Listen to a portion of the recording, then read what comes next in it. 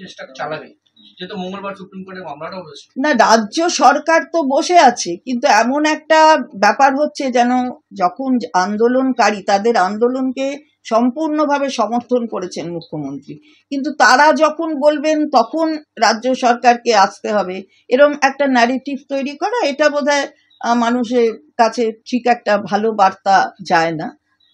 কিন্তু রাজ্য সরকার যে সবসময় এই ব্যাপারে সবসময় তাদের সদর্থক পদক্ষেপ নিয়েছেন এবং মাননীয় মুখ্যমন্ত্রী সবসময় তার এই ইতিবাচক ইচ্ছা প্রকাশ করেছেন, সে বিষয় বোধহয় কোথাও কারুর সন্দেহ নেই, জনসাধারণ সেটা নিশ্চিতভাবে বুঝতে পেরেছে। বলছি, আমরা 36 দিন আন্দোলনে আছি, আর রাজ্যের সরকার তারা একটু 3 ঘন্টার বেশি বসতে পারলো না, চিকিৎসকরা বলছে। না, এটা কথাটা হয়তো ঠিক নয়, ওরা ছোট তো, নানা রকম ওদের একটা অন্য আবেগের মধ্যে দিয়ে এটা বলেন। ওদের 35 দিন, আজকে 36 দিনের এই যে আন্দোলন, তাকে তো নিশ্চয়ই আমরা এবং বিশেষ করে মাননীয় মুখ্যমন্ত্রী তাকে তাদের মানে সেই আন্দোলনকে সমর্থন করেন বলে তো তিনি ধর্ণা মঞ্চে গিয়েছেন।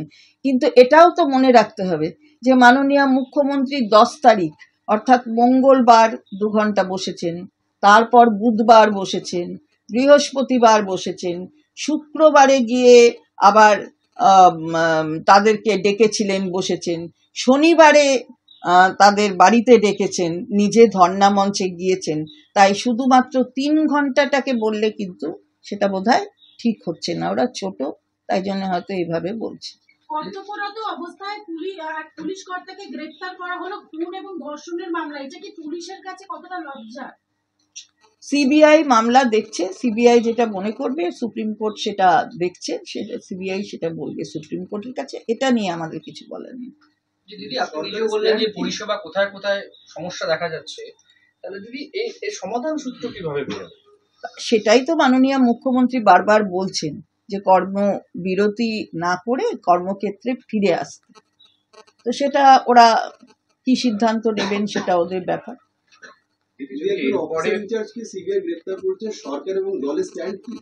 এটা তো স্ট্যান্ডের কোনো প্রশ্ন নেই, এটা তো বিচারাধীন মামলা, বিচারাধীন মামলা সুপ্রিম কোর্ট দেখবে। চিকিৎসকদের তরফে যদি আবারও অনুরোধ আসে, সেক্ষেত্রে কি রাজ্য সরকার ফের বিবেচনা করবে কোনো বৈঠকের বিষয়? সেটা যদি আসে তখন, যদি তো হাইপোথেটিক্যালি কিছু বলা যায় না, যে যেখানে যেমন হবে তখন সেখানে তেমন আপনারা জানতে পারবেন। দিদি, এত কিছুর পরেও যখন আপনারা বারবার অনুরোধ করছেন, আবেদন করছেন, যেহেতু মুখ্যমন্ত্রী এত চেষ্টা করছেন, তারপরে যখন ওনারা কর্মবিরতির পথে হাঁটছেন, তাহলে এরপর কি রাজ্য সরকার কোনো কড়া অবস্থান নিতে পারে? আপনারা দেখেছেন যে মাননীয় মুখ্যমন্ত্রী বারবার বলেছেন তিনি কড়া অবস্থান নিতে চান না, তিনি কোনো রকমের ওরা কোনো অসুবিধার মধ্যে পড়ে সেটা উনি চান না। সুতরাং তার মানসিকতা সবাই দেখেছে এবং ভবিষ্যতেও আপনারা দেখবেন। তিনি প্রমাণ লোপাটের অভিযোগ উঠছে ওসির বিরুদ্ধে, তার জন্য তাকে গ্রেফতার করা হয়েছে, এই বিষয়ে পুলিশ কমিশনার কিছু জানতেন না? আবারও বলছি, এই বিষয়টা বিচারাধীন, আমরা ওই বিষয় নিয়ে এখানে কথা বলতে আপনাদের আসতেও বলিনি, আর ওই বিষয় নিয়ে আমাদের বলারও কিছু নেই, সেটা সুপ্রিম কোর্ট দেখছে। নিয়মিত 2 দিন দেখা গেল যে বৈঠকের ক্ষেত্রে লাইভ স্ট্রিমিং একটা বাধা হয়ে অন্তরায় হয়ে দাঁড়াচ্ছে, আর 4 তারিখ হঠাৎ সমস্যাটা কি? লাইভ স্ট্রিমিং না করলে কি বিশ্বাসযোগ্য না, এই যে বিশ্বাসযোগ্যতা, ধরুন একটা জায়গা থেকে পাঠিয়েছে 10 জন প্রতিনিধি কি 40 জন প্রতিনিধি, তার মানে যারা আন্দোলনরত তারা তো এই 40 জন প্রতিনিধিকে বিশ্বাস করেন, তার জন্যই তো তাদের পাঠিয়েছেন। তো তাহলে সেখানে লাইভ স্ট্রিমিং এর প্রশ্ন যদি যে কারণে বলা হয়েছে যে এটা সাবজুডিস ম্যাটার, এটা করা যাবে না, তো সেটা তো মিনিট হতো, সেটা তো বলেছেন মুখ্যমন্ত্রী নিজে বলেছেন, আপনারাও শুনেছেন সে কথা, তিনি বাড়ির দরজায় দাঁড়িয়েও সে কথা বলেছেন যে যদি এটা রেকর্ডিং হবে, যদি সুপ্রিম কোর্ট বলে তাহলে সেটা দিয়ে দেওয়া হবে, মিনিট করা হবে, মিনিটে সই করা হবে, সেটা তো তিনি বলেছেন, দুপক্ষ সই করবে। তো সেখানে যদি কোনো অন্যরকম মিনিটেড হতো তাহলে তারা তো নিশ্চয়ই সেটা সেই অভিযোগ তুলতেই পারতেন সেখানে। সুতরাং এটা মানে আমি জানি না এর কোনো মানে এই ব্যাপারটা কেন, কারণ পরে তো তারাই আবার বলেছেন যে কোনোটাই চান না, মিনিট চান, যদি আগেই বলতেন তার জন্য 3 ঘন্টা সময় লাগলো, সেটাও একটা ব্যাপার। কালকে মুখ্যমন্ত্রী বলেছেন রাজনীতি, এই রাজ্যে আন্দোলনের অধিকার, মাননীয় মুখ্যমন্ত্রী নিজে বলেছেন তিনি আন্দোলনের ফসল, তিনি জানেন কিভাবে আন্দোলন করতে হয়, কি করতে হয়। সুতরাং তারা ডেকেছেন, সাধারণ মানুষ তাতে কি করবেন সেটাও সাধারণ মানুষ নিশ্চয়ই বুঝবে।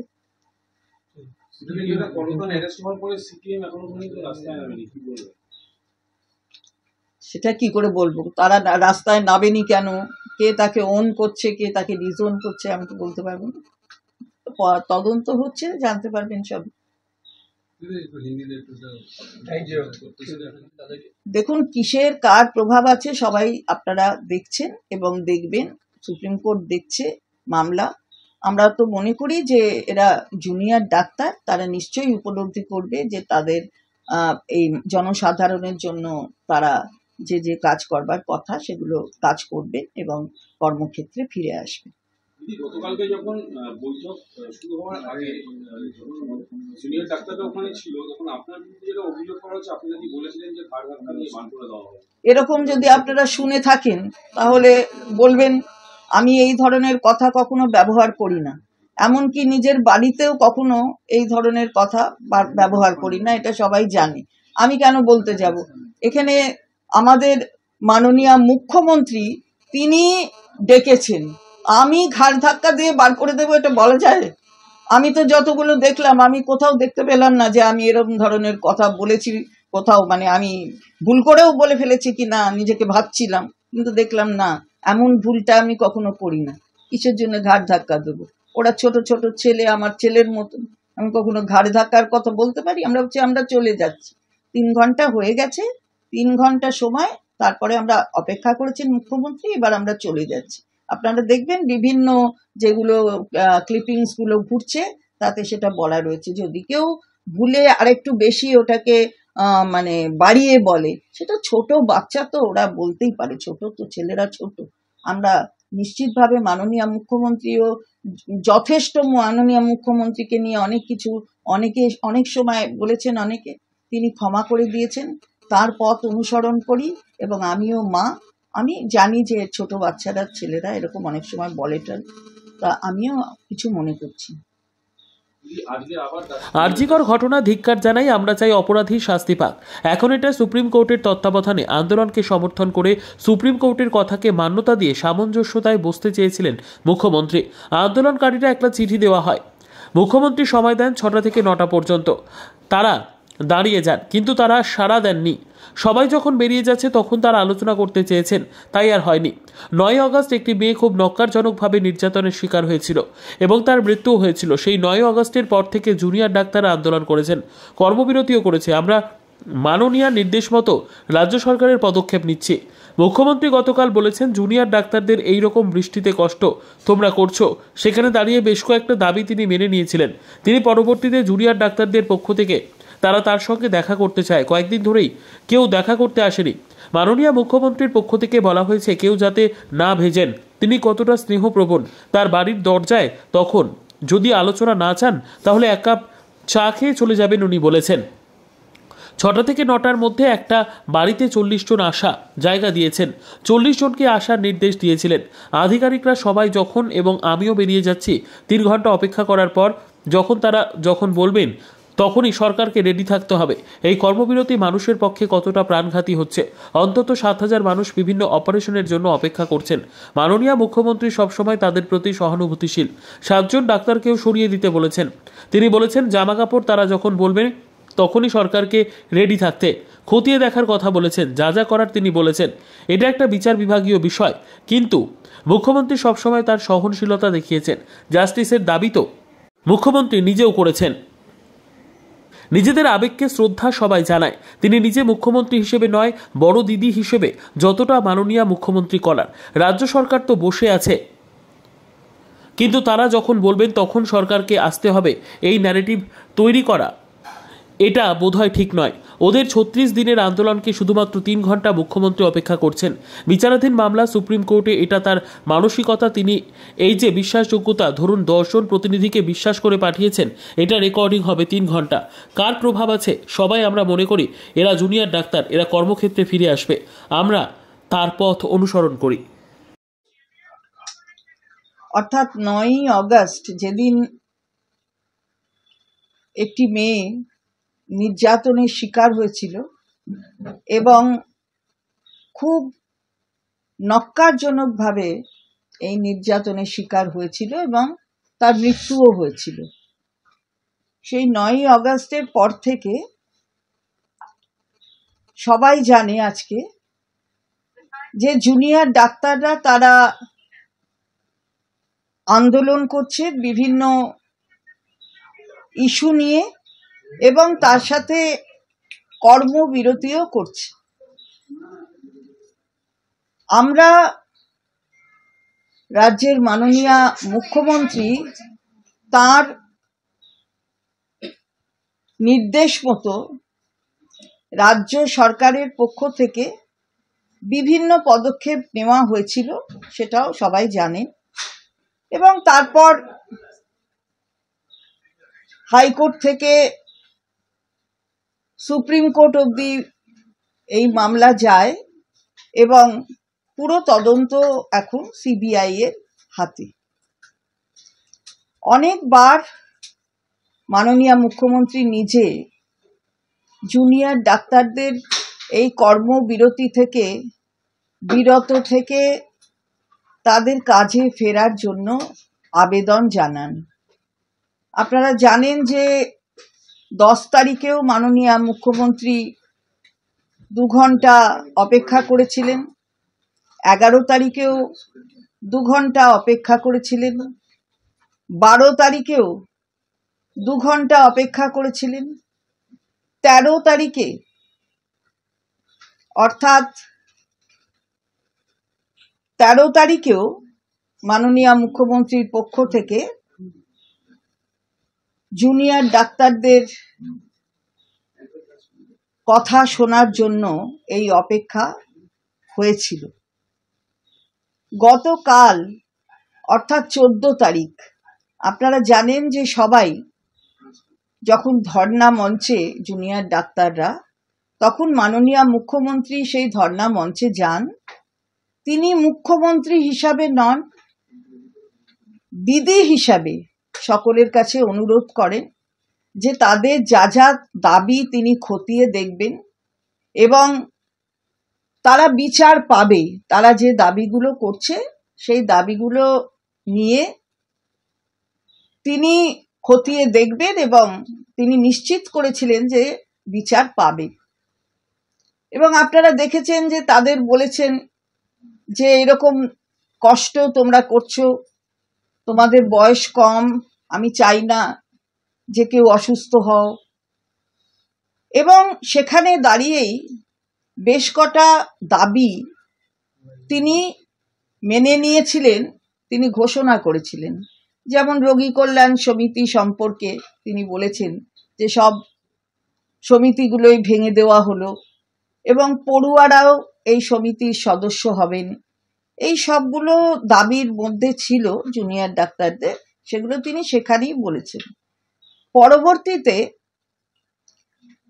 জুনিয়র ডাক্তারদের পক্ষ থেকে একটি চিঠি আসে মাননীয় মুখ্যমন্ত্রীকে উদ্দেশ্য করে লেখা, যে তারা তার সাথে দেখা করতে যায়। আগে তো আমি বলেছি যে অপেক্ষারত ছিলেন মাননীয় মুখ্যমন্ত্রী, কিন্তু এই কয়েকদিন ধরেই কেউ দেখা করতে আসেনি।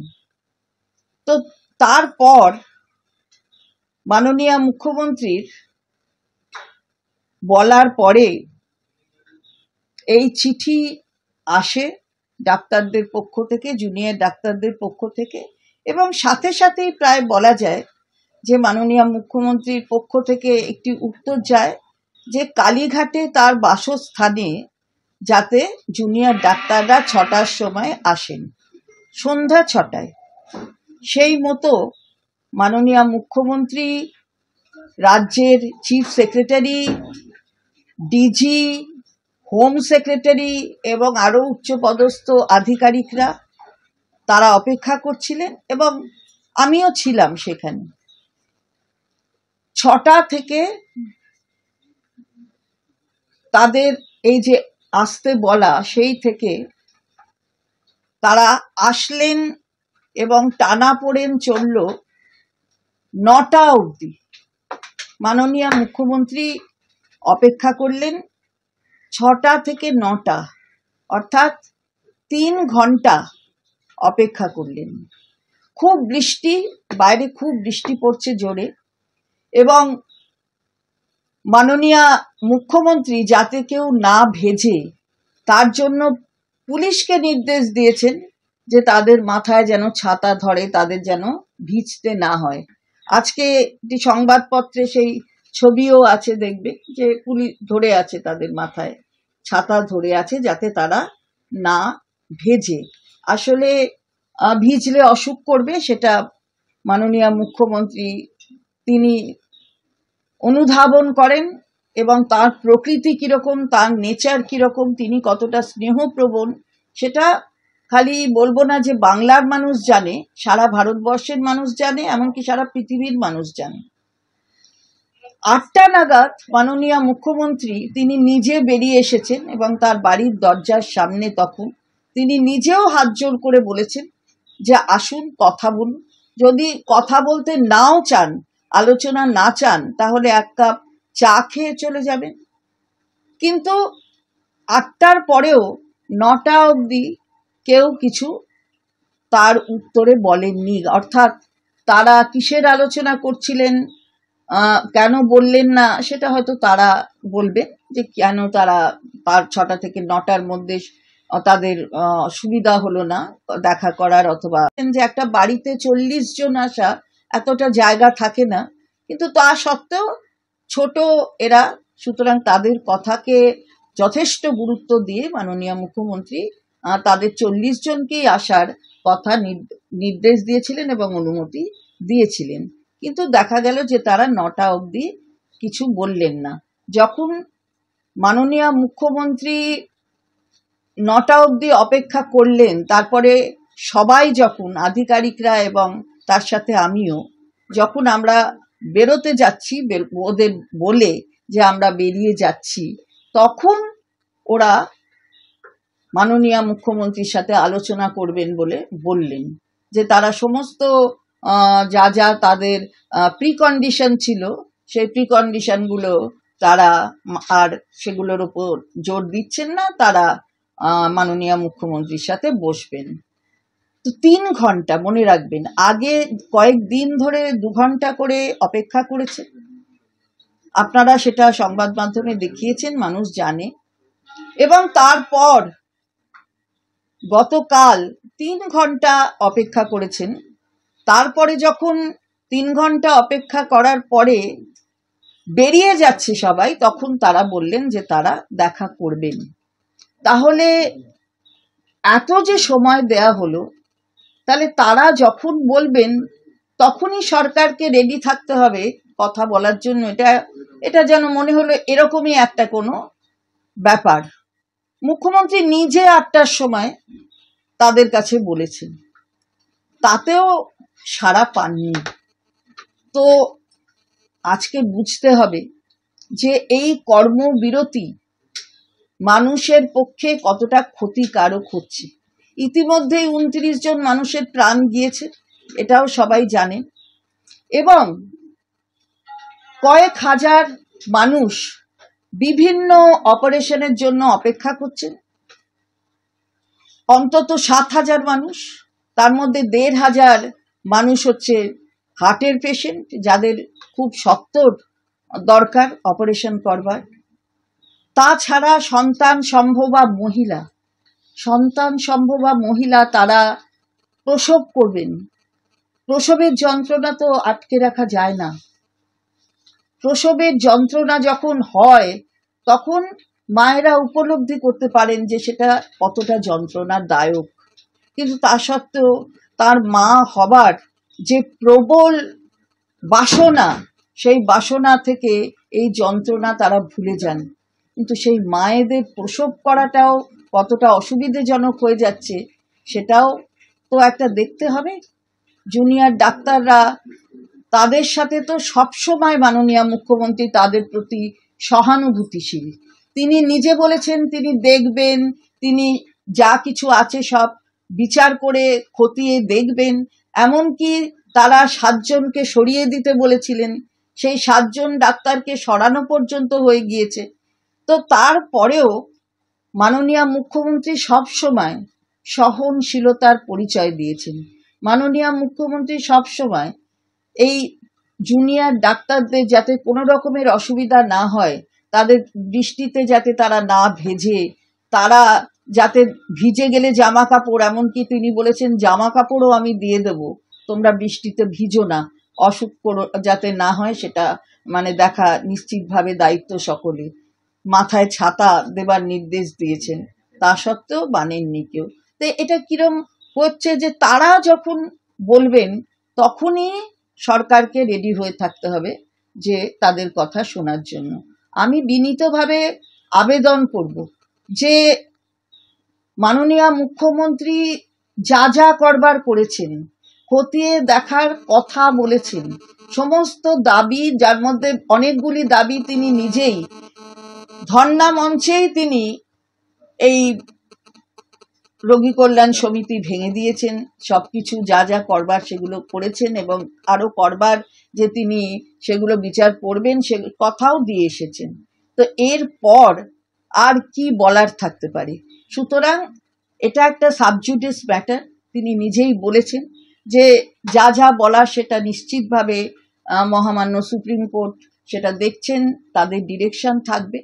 সুতরাং তিনি বারবার কর্মবিরতি থেকে বেরিয়ে আসতে বলেছেন ডাক্তারদের, কিন্তু মুখ্যমন্ত্রী সবসময় তার সহনশীলতা দেখিয়েছেন এবং তাদের প্রতি তাদের যে দাবি, সেই দাবি জাস্টিসের দাবি তো মুখ্যমন্ত্রী নিজেও করেছেন এবং সিবিআই এর কাছে খুব তাড়াতাড়ি 3 মাসের মধ্যে যাতে সবকিছু তারা তদন্ত শেষ করে দোষীর শাস্তির ব্যবস্থা করে, সেগুলো তো তিনি বলেছেন, তিনি রাস্তায় নেমেছেন এটা নিয়ে। জাস্টিস তো সবাই চায়, কিন্তু সাধারণ মানুষ নিশ্চিতভাবে তাদের আবেগ, সেই আবেগকে শ্রদ্ধা সবাই জানায় এবং তারা এই মেয়েটি জাস্টিস পাক এ বিষয়ে কোনো সন্দেহ থাকতে পারে না। এরকম নক্কারজনক ঘটনা কোনো মেয়ের সাথে যাতে না হয় সেটা নিশ্চিতভাবে বাঞ্ছনীয়। এরকম কোনো ঘটনা কখনো হওয়া উচিত নয়। তাই কিন্তু এই যে সাধারণ মানুষের এই যে অবস্থাগুলো হচ্ছে, অর্থাৎ কর্মবিরতির ফলে অনেকে চিকিৎসা থেকে বঞ্চিত হচ্ছেন, সেদিকটাও তো দেখতে হবে। সাধারণ মানুষের এই যে অসুবিধা, সেই অসুবিধার কথাও তো চিন্তা করতে হবে রাজ্য সরকারের পক্ষ থেকে। তাই যা যা করবার মাননীয় মুখ্যমন্ত্রীর নির্দেশে তিনি নিজে মুখ্যমন্ত্রী হিসেবে নয়, দিদি হয়ে সকলের কাছে বলেছেন। সুতরাং এবার কি সিদ্ধান্ত তারা কিভাবে নিয়েছেন, কি ন্যারেটিভ তৈরি করছেন, সেটা তাদের ব্যাপার। এরা ছোট ছেলে, আমাদের মুখ্যমন্ত্রী সবসময় তাদের